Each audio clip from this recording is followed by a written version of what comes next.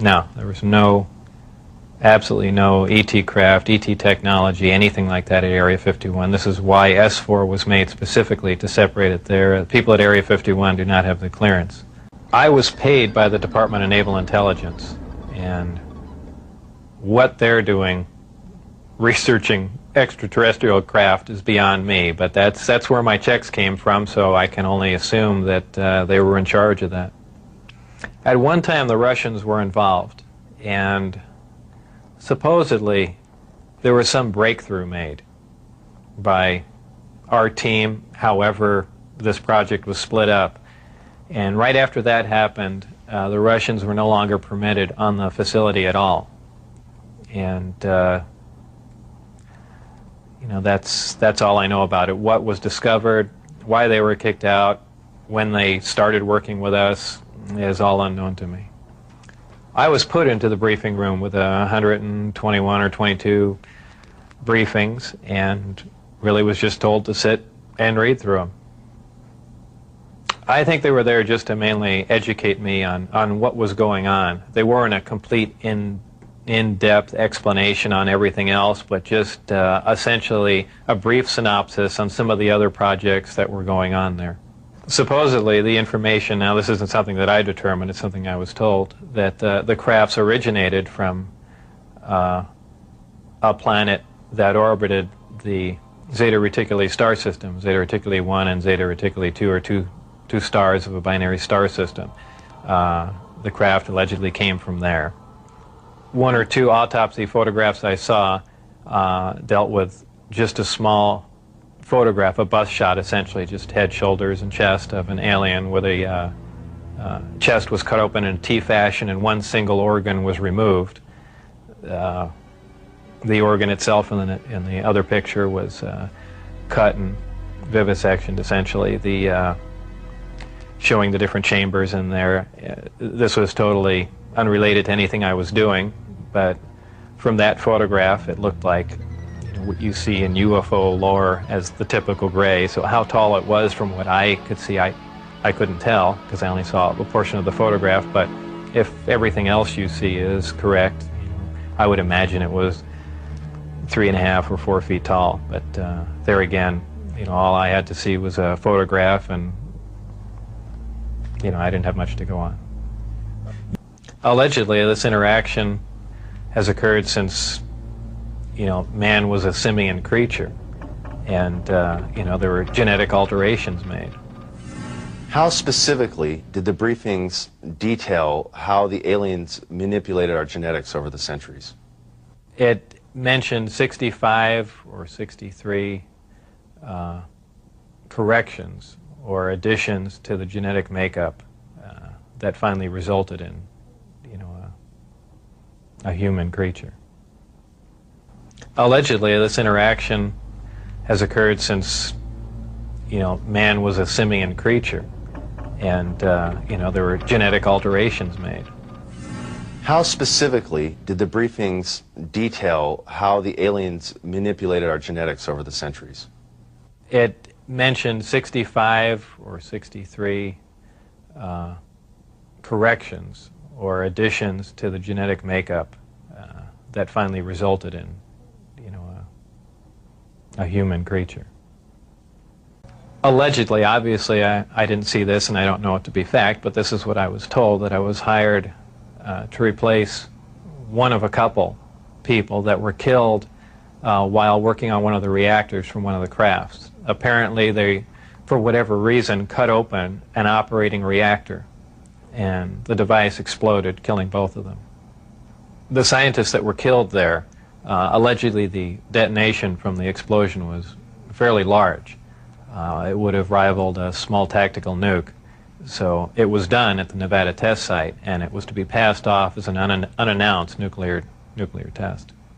Again, this was a story that was relayed to me, and allegedly what happened in '79, there was some sort of information exchange going on where there were actual live aliens at the facility, and at one particular point there was an area where some security personnel went to enter.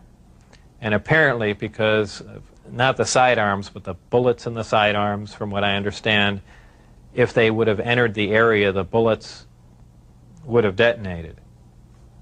And supposedly one of the creatures tried to stop the security personnel from entering the area, and a fight ensued. And the bottom line from the altercation was that the security personnel, I don't remember how many were involved, but were all killed, and they died of head wounds, and that's all that I heard of that story. There were 22 people with majestic clearance. I had majestic clearance. Majestic clearance was designated as clearance 38 levels above Q clearance, and Q clearance is the civilian top secret clearance. It probably really hit me when I got inside the craft and looked around and began to understand how the craft was operated, and finally grasped the whole project as a whole, as what we were doing, the fact that we weren't building this thing, we were trying to find out how it was made. We were back engineering it. Normally the bus pulled around to the opposite end of the facility, which was the main entrance, and that's where we went in. On this particular occasion, it pulled up to one of the hangar doors, which were normally closed, and the last one was open. We came out, and I saw the disc in the hangar. Upon seeing it, it struck me that, well, this explains all the UFO sightings. Not thinking that it was an extraterrestrial craft, that this must have been some advanced form of fighter that we've been working on for years, and people have just caught it being tested, so on and so forth. And it never even occurred to me, even though I was looking at an extraterrestrial vehicle, that this wasn't man-made. People have asserted that, boy, that must have been the most exciting time in your life, and that's not the way it was. When I first got to look inside the craft, all I can say, it's an ominous feeling. You walk in there, and it feels as if you shouldn't be there. I know that sounds kind of corny, but it's a real ominous feeling. It's not an exciting feeling. It brings up a whole lot of questions in your mind. Well, where did this come from? And you know that they won't give you the answers to the whole story, but that's the only way I can describe it. There are 9, and their shapes vary. I only got to do a close inspection on one of them. The others I just briefly saw, and they pretty much varied. I give everything nicknames there. The one I worked on was kind of sleek looking, and I gave it the name the Sport model. There was one that looked like a Jell-O mold. There was one that looked like a top hat. There was a disc that was turned up on its side, and it had a large projectile hole with the metal bent outwards on it. I can only surmise they were testing it to see if a projectile could penetrate it. Of course, it's just a guess on my part. But for the most part, they were pretty varied. I only entered the Sport model. The other ones I wasn't allowed to loiter around, to go near, really even to look at. I just, at one point, walking through the hangar doors, all the bay doors between all the hangars were open, and I got a glimpse all the way down, the whole corridor, but that was the only time it was ever open. The lower level of the craft, the floor itself is hexagonal, little hexagonal squares, and the hatch, or if you want to call it a hatch, the access way to get in there is an ingenious little assembly. It's a honeycomb structure, and if you put your fingers in one end of the honeycomb and push, all the honeycombs will collapse in on each other, making a hole. It's kind of a neat doorway, something that we could, use. I don't know what for, but I mean, it's something that I haven't seen before, and it's kind of a novel idea, but a very efficient, lightweight, very strong access way.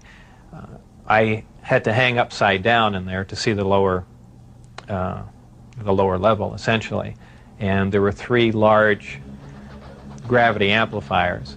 These devices looked like about a 2-foot diameter, 4-foot long piece of pipe hanging by a smaller piece of pipe from the level above, and they can be independently positioned, and that's what emits the gravitational waves that propel the craft.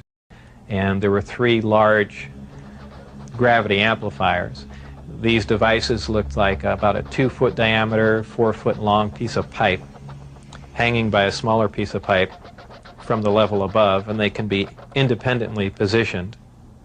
And that's what emits the gravitational waves that propel the craft. The second level was the only other level that I was on. It was the main level that contained the reactor where the seating was, the gravity amplifiers themselves, though we also called the devices that hung down on the lower level the gravity amplifiers, because they were really one and the same. They were probably the waveguides or horns, if you want to relate that to microwaves. It would be extremely inconvenient for a human pilot. Humans really can't even function in there because of the ceiling clearance. The seats were so tiny. It was obviously made for a creature much smaller than a human. It produces a gravity wave, which is similar to the gravity wave that the Earth produces. However, the craft phase shifts the wave.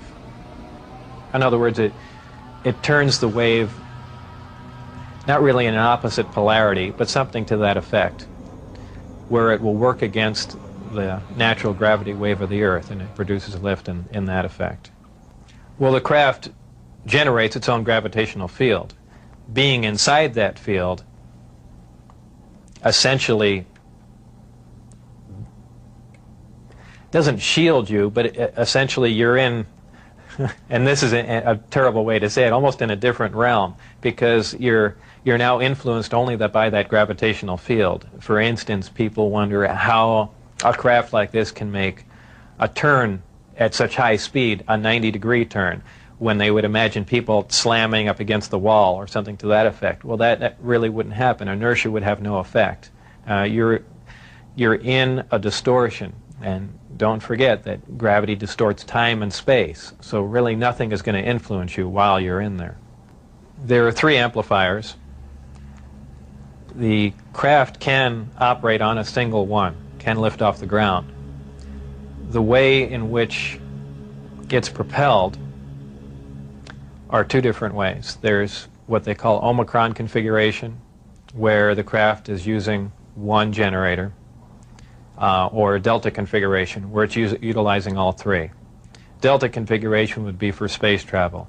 Essentially, the craft will tilt up on its side, as opposed to a science fiction movie where you see a flying saucer moving around. The craft will tilt up on its side, focus the 3 gravity generators to a single point, and move through space that way. Moving around the source of gravity is a problem to a disk because it's interference, essentially. So what they do is they work with that interference to their benefit. They'll use one gravity generator to lift the craft off the ground. And as opposed to what we're used to, for instance, a plane, once it's in the air, we envision thrust or some force coming out the back of it to push it forward. The crafts work completely opposite of that. What they do is once they're hovering in the air, they'll swing the 2 remaining gravity generators up in front of them and create a distortion, essentially a downhill, and the craft rolls downhill for infinity. It's always chasing a little distortion. That's why they look goofy when they fly around at low speed, because they're essentially, and any time you run over, the gravity field around the Earth is not completely constant and stable, depending on the minerals and density of the Earth underneath it. The gravity will vary somewhat, and you will get odd movements of the craft. So its low-speed mode is kind of unstable for the most part.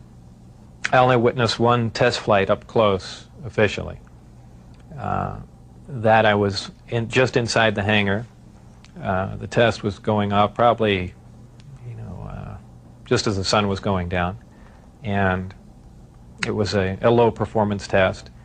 I believe there were some pilots or test pilots in the craft. The craft must have been retrofitted to fit them, because the seating arrangements were really not accommodating. They were in radio communication with the craft. The craft lifted off the ground, virtually noiseless, other than a small corona discharge on the bottom of the craft, indicating the presence of high voltage. That dissipated at about 30 feet, and it stood there completely silently, and moved over to the left and to the right, and sat back down. That was the entire test. However, that was an extremely impressive test.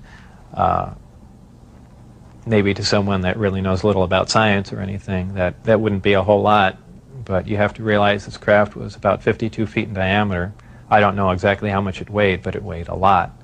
And this was quite a scientific feat, to lift something completely silently, under control, and perform a maneuver like that. The craft itself was, I assume it was metal. It was cold to the touch, that's why I say it was metal. But it was a brushed aluminum, actually just an unfinished stainless steel, not shiny finish to it. Had no seams. It was as if it was injection molded from one giant die. I was completely amazed. Gravity is something difficult to explain because it's something that we essentially don't understand. It's just something that we can observe. Not much is really known about gravity.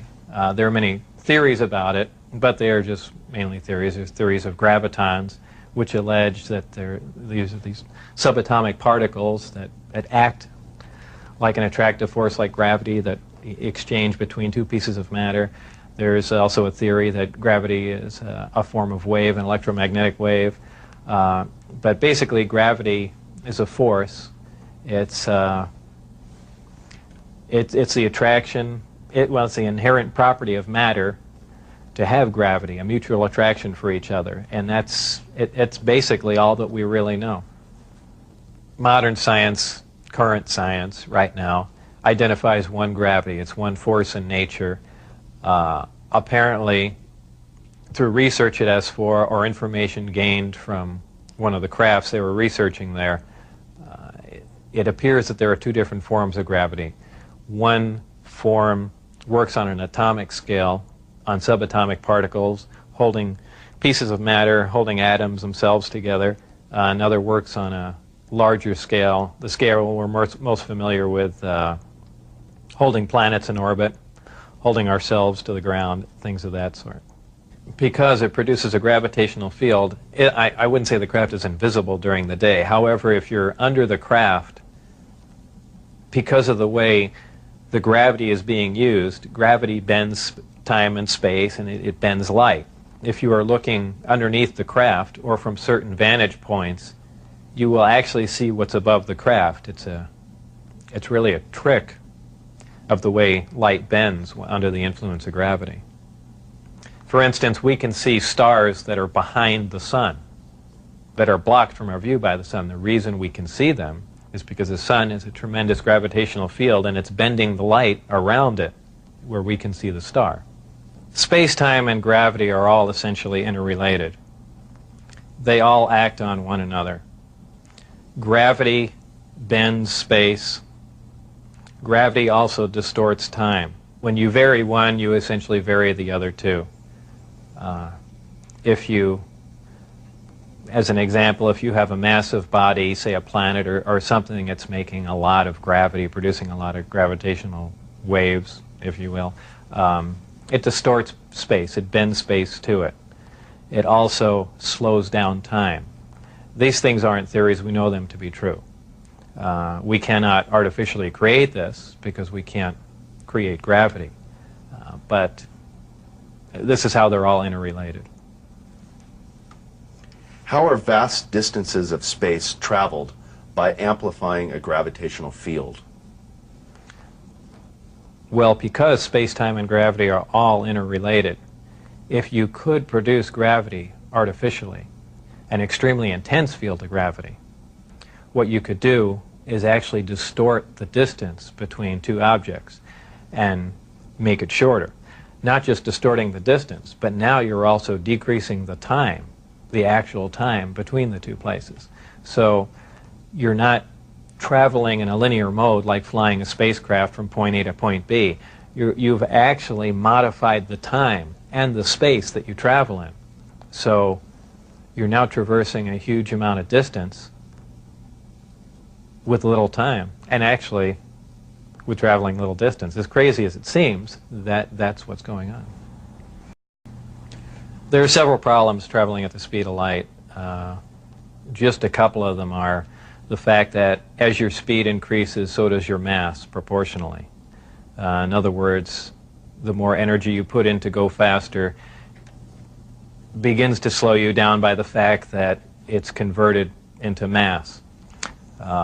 You have other problems like just traveling at such an extreme velocity, navigational problems, the fact that you might run into little tiny micrometeorites at speeds like this. They would undoubtedly destroy your craft. There's just a whole host of problems that you're going to run into just attempting to do something like that. Aside from the fact the amount of energy required to accelerate to the speed of light is horrendous. Project Sidekick was another project going on with Galileo. Galileo was the project that I was involved in. Sidekick dealt with any of the weapon potential of the craft, whether or not the craft had a weapon in it or could it be used as a weapon, but it had something to do with some sort of particle beam configuration where the gravity generator can be used as a lens to focus a weapon of some sort, similar to the SDI device we were working on in the 80s, but with the potential of a focusing device using the gravity generator.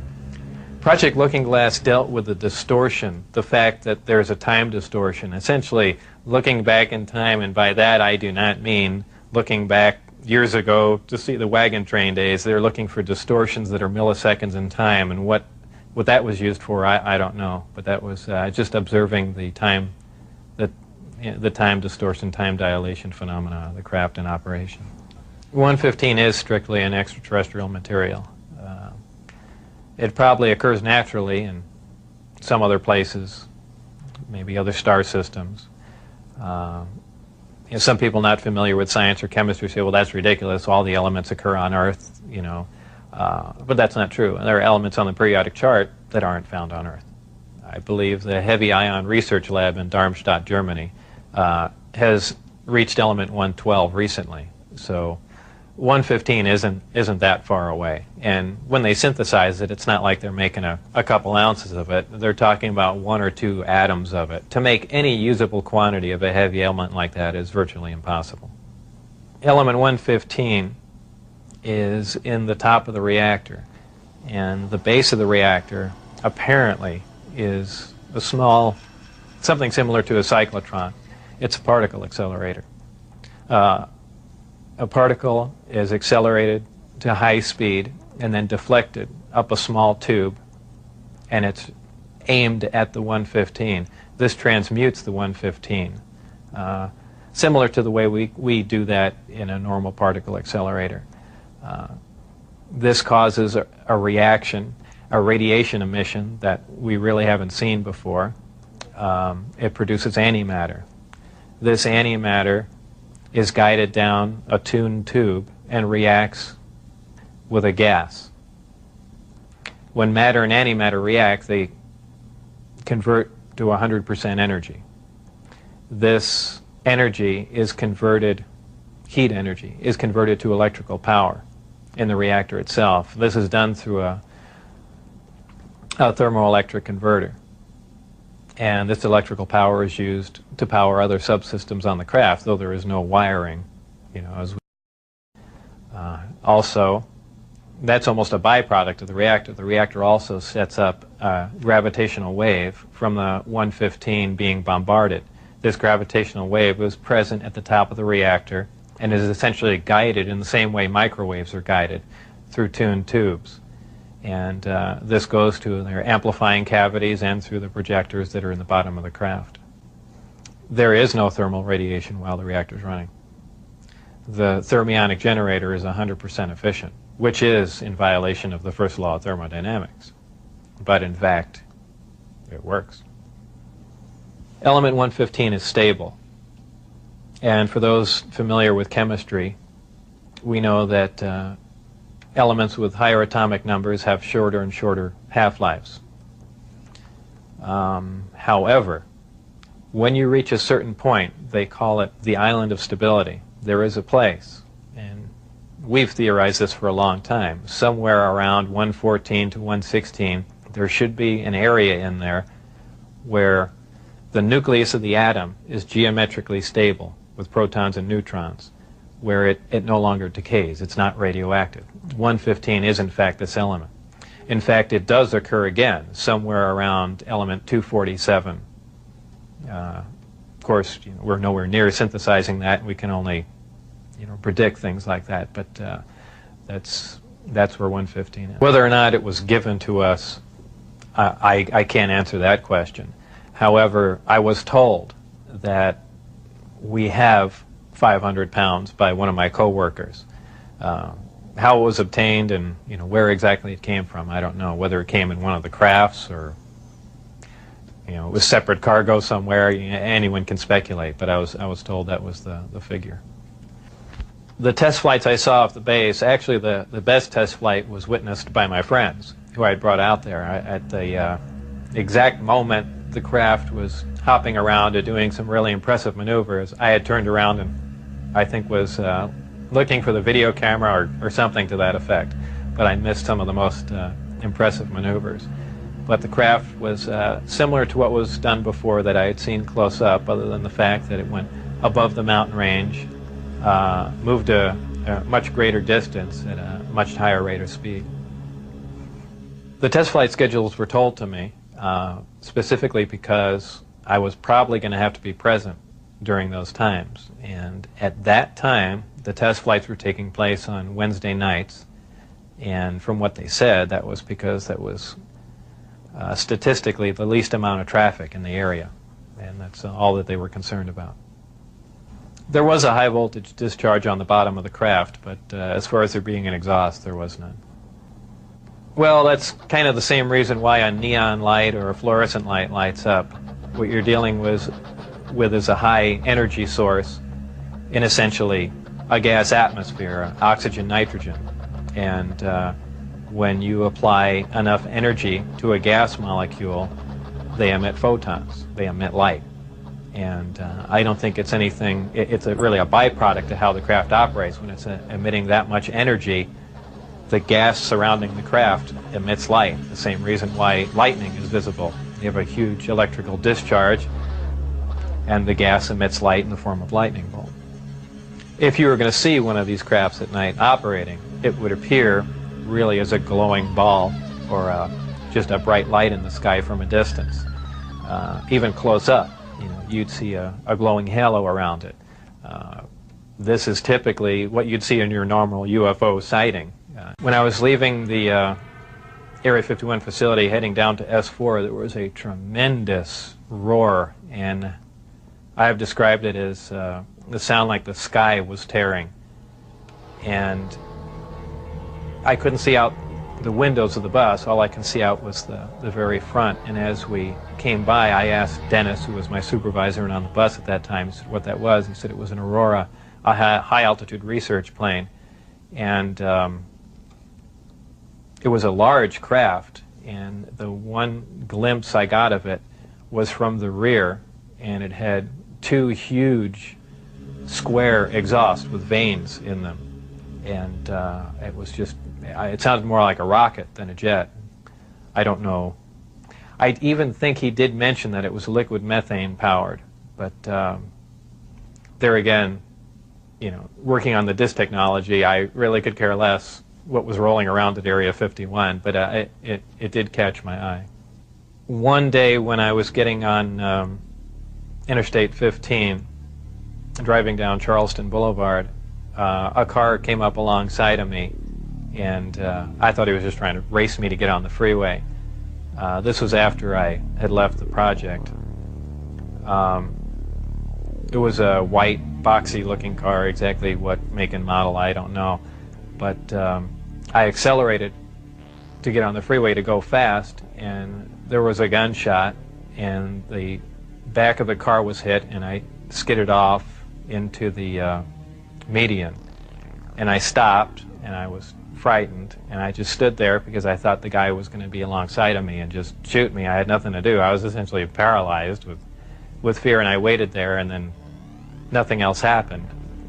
It was an attempt on my life, but by who specifically, I don't know. It was an attempt on my life, but by who specifically, I don't know.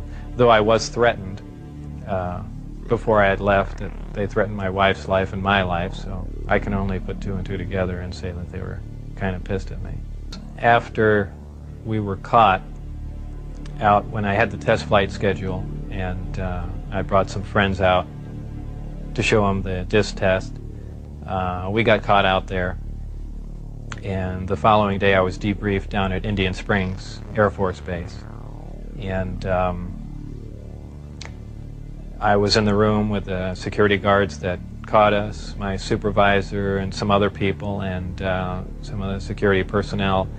Yeah, they were essentially grilling me about security and, you know, how could I possibly bring people out there, and I guess I wasn't as responsive as they would like, and they got in my face, and one of them pulled a sidearm out, you know, just pushed it again. For a very brief time after I left, Dennis, who was my supervisor, did try and make contact with me at the meeting place was the Union Plaza Hotel, and I took a friend of mine, Gene Huff, down there, and another friend, a former colleague and scientist from Los Alamos, and we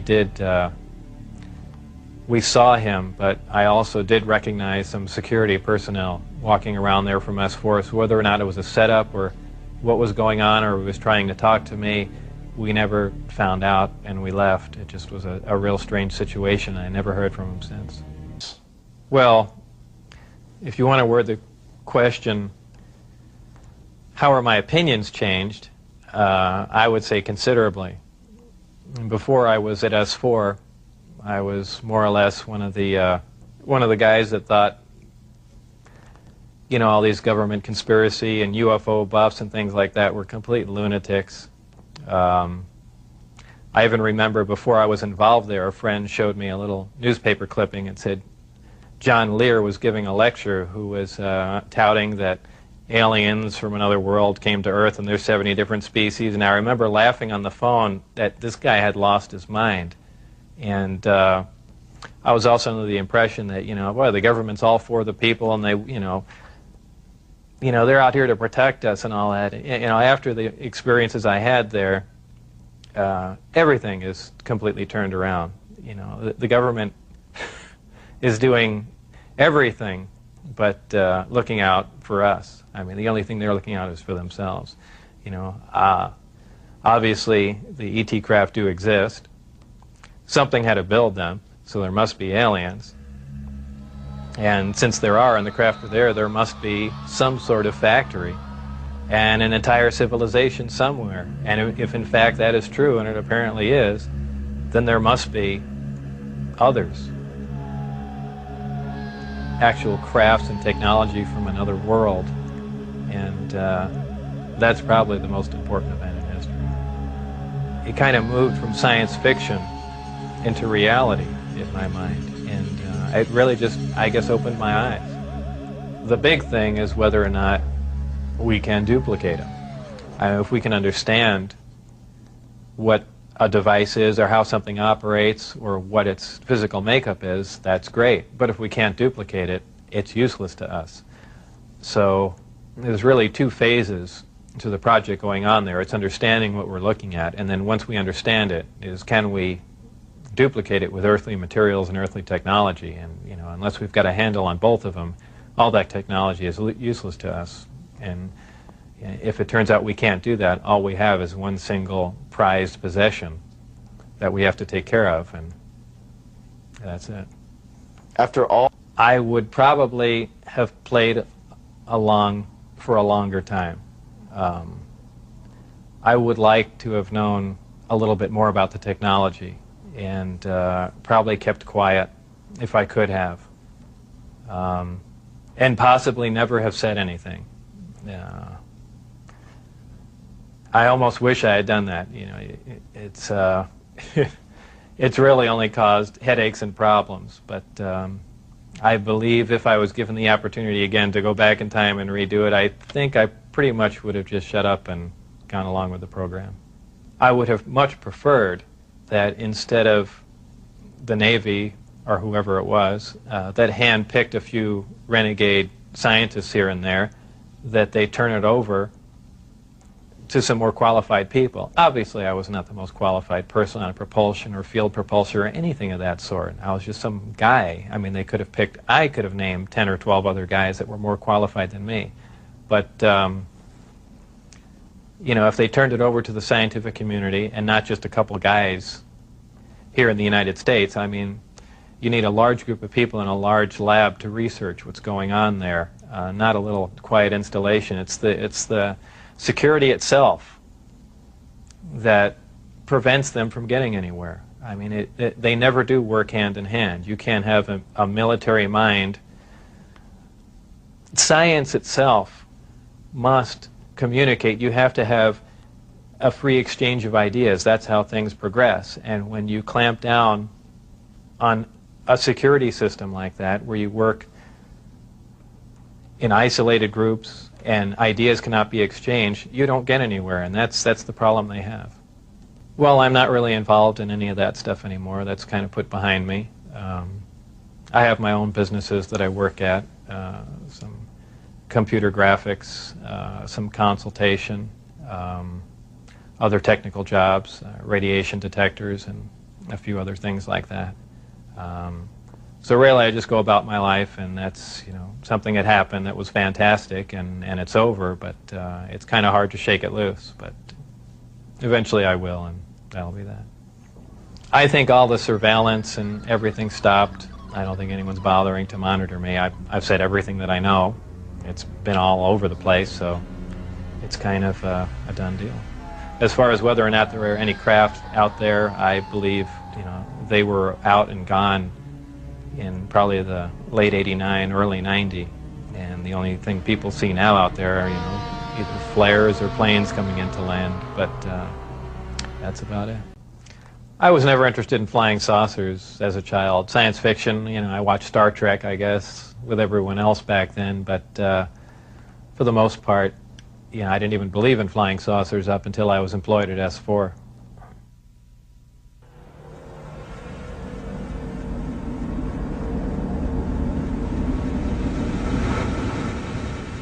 I couldn't help at one point in my discussions privately with General Secretary Gorbachev, when you stop to think that we're all God's children wherever we may live in the world, I couldn't help but say to him, just think how easy his task and mine might be in these meetings that we held if suddenly there was a threat to this world from some other species from another planet outside in the universe. We'd forget all the little local differences that we have between our countries, and we would find out once and for all that we really are all human beings here on this earth together. Well, I don't suppose we can wait for some alien race to come down and threaten us, but I think that between us we can bring about that realization. Thank you all. God bless you all.